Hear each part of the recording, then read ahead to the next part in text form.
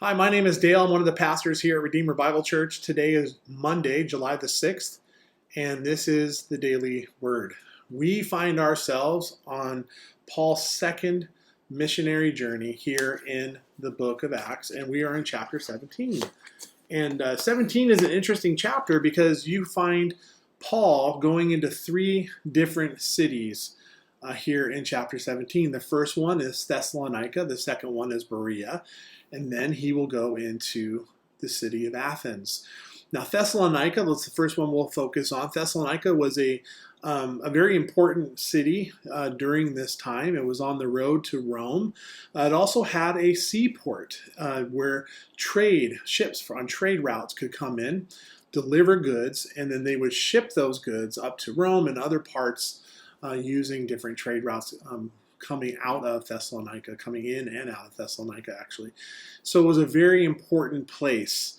And Paul saw that. He saw that it was a very strategic place for him to do some ministry. And so he did. He first, being a Jew, sought out fellow Jews, which there were many here in Thessalonica during this time. And he started preaching in the synagogues and started reasoning with them. And according to the text, many came to faith.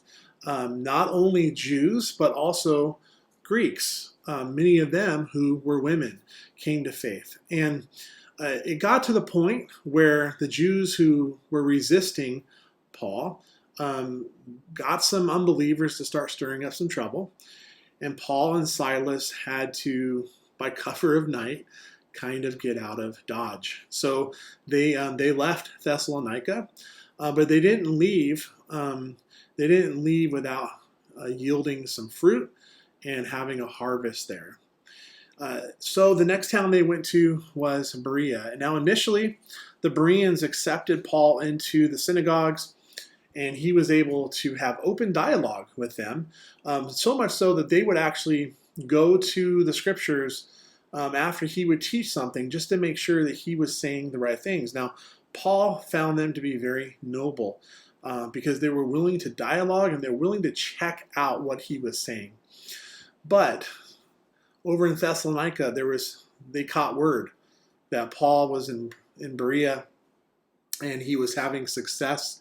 People were coming to faith, and they sent some troublemakers down to Berea as well. Same thing.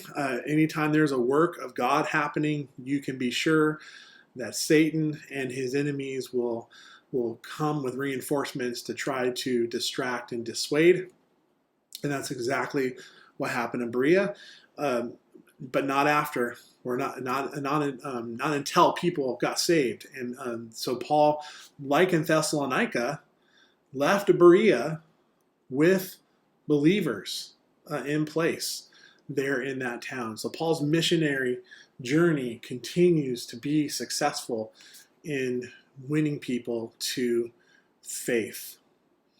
Now Paul goes to the city of Athens. Now, some think that he didn't really have a mission necessarily in Athens, and it wasn't until he got there that he just started seeing the opportunity to preach the gospel.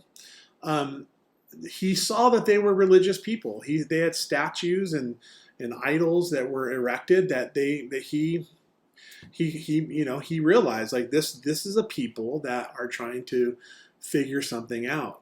Now, when he started preaching the gospel there, it wasn't met with any openness. It was mocked, and he was ridiculed, even to the point where he dusted himself off and ended up leaving eventually to head out.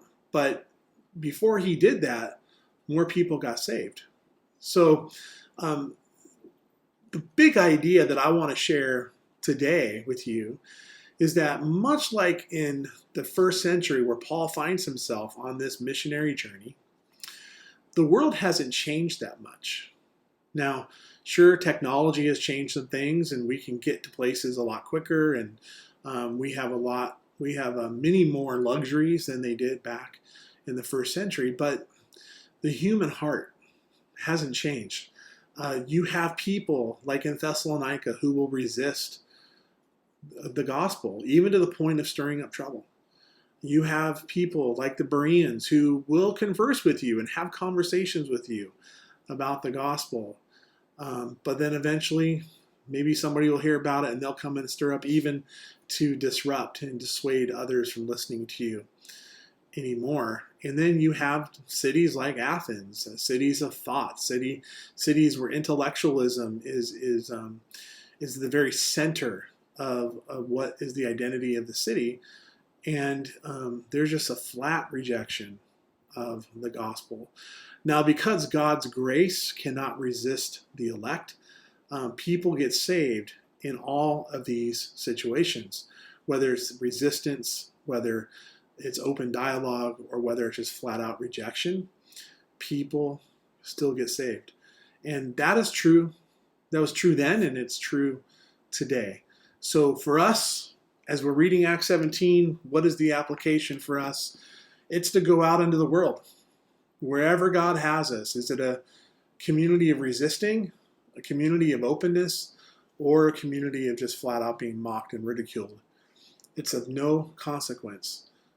You are a carrier of the message of the gospel of Jesus Christ. You should expect to be uncomfortable.